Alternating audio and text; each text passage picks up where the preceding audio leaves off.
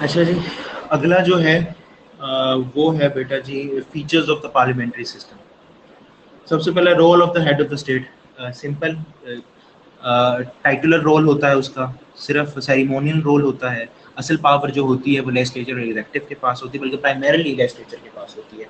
और आपके सामने जो मिसालें हैं वो हैं बरतानवी लेजिस्लेचर, सॉरी बरतानवी मोनार्क है, पाकिस्तान और इंडिया का जो प्रेसिडेंट है।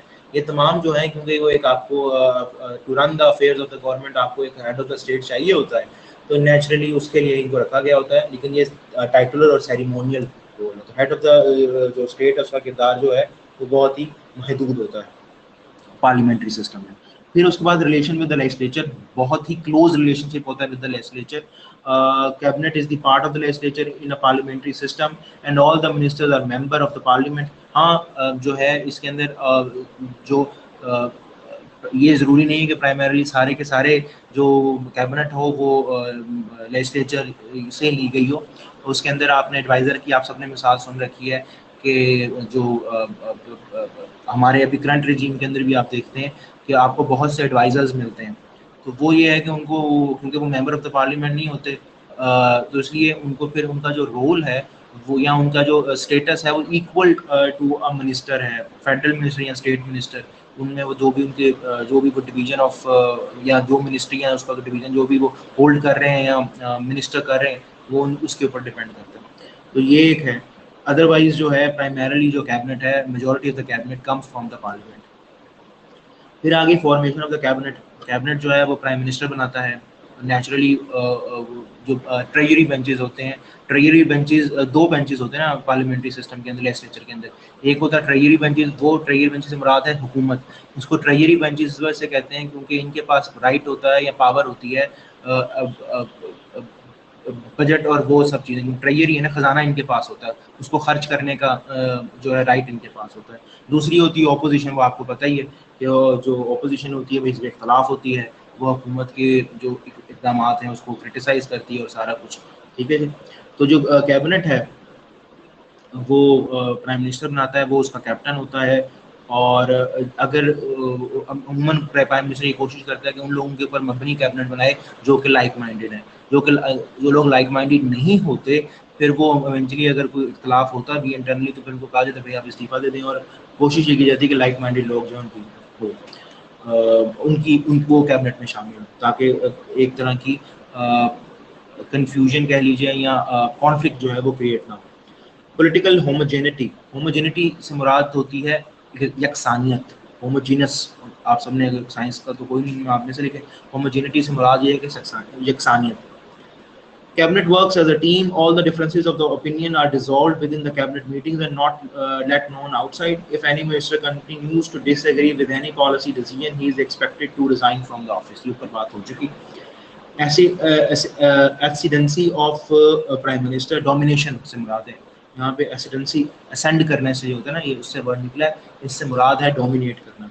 All the members of the cabinet are considered equal under the leadership of prime minister. He is regulated. He is regarded moon amongst the stars as the real important task, क्योंकि वो captain of the ship है। वो हुकूमत वो run कर रहा होता है, वो लीडर ऑफ द हाउस होता है, तो नेचुरली उसका बहुत ज़्यादा पावर होती है उसके पास। और क्योंकि पार्लियामेंट्री सिस्टम के अंदर फ्यूजन ऑफ पावर है, तो जो लेजिस्लेचर के अंदर जो भी कवानीन पेश की जा रहे हैं वो भी जो है वो जो पेश किए जाते हैं वो विद द एक्सेप्टेंस और with the approval of the prime minister किए जाते हैं, अदरवाइज नहीं पेश किए जाते। तो ये भी एक फ़र्क है, तो इस वजह से वो और ज़्यादा पावरफुल हो जाता है। फिर लिमिटेड सेपरेशन ऑफ पावर, जिसका नाम से ज़ाहिर, हमने सेपरेशन ऑफ पावर को इन डिटेल ज़रा डिस्कस किया है कि यहाँ पे लिमिटेड होता है इस वजह से क्योंकि जो बहुत द ऑर्गन्स हैं specially executive and legislature, they are closely knitted. Executive जो है वो एक तरह से इवॉल्व ही लेजिस्लेचर में से हो रही है। And in a parliamentary system the executive is responsible, it is answerable to the legislature. तो इस वजह से वो जो उनका सेपरेशन ऑफ पावर वो लिमिटेड होती है और वो एक क्लोजली इंटरट्वीन्ड किस्म का सिस्टम होता है। In a parliamentary system there is a complete collaboration between the law making body and the executive branch. ठीक है जी। फिर उसके बाद आगे की पॉलिटिकल रिस्पॉन्सिबिलिटी, ये बड़ा ही इंपॉर्टेंट फीचर है पार्लियामेंट्री सिस्टम का। इस वजह से इंपॉर्टेंट है, Cabinet is collectively accountable to the Parliament. ठीक है, कैबिनेट जो है कमीना, हुकूमत कह लीजिए। The parliamentarians can ask questions from ministers about administrative affairs and criticize their policies. Ministers remain in power so long as they command the confidence of the legislature, otherwise they have to resign. ठीक है, और मतलब confidence से मुराद ये है कि जब तक वो मेजोरिटी इंजॉय कर रहे हैं मिनिस्टर्स। जिस दिन उनका एक भी अगर मिनिस्टर का कोई भी जो पेश किया हुआ बिल जो है वो पिट जाएगा, वो एक्सेप्ट नहीं होगा, तो उसी दिन पूरी हुकूमत को इस्तीफा देना पड़ेगा, क्योंकि उससे उसका मतलब ये है कि अगर उसका बिल पास नहीं हो तो इसका मतलब है कि हुकूमत के पास मेजोरिटी नहीं है। और पार्लियामेंट्री सिस्टम के अंदर हुकूमत जो है, एग्जीक्यूटिव जो है, वो उस वक्त तक, या प्राइम मिनिस्टर उस वक्त तक अपनी प्राइम मिनिस्ट्रियल पावर्स को एंजॉय कर सकता है जब तक वो मेजोरिटी एंजॉय करता है in the legislature. The day he loses majority in the legislature, it is the day when he loses the government also। ठीक है ना, तो ये दोनों आपस में रिलेटेड है, directly proportional है। If he is enjoying the majority, he can enjoy the government. If he does not enjoy the majority, he loses the right to govern। ठीक है जी। फिर उसके बाद आगे कलेक्टिव रिस्पांसिबिलिटी। ठीक है जी, और as the cabinet works as a team, all the ministers are therefore collectively accountable to the parliament.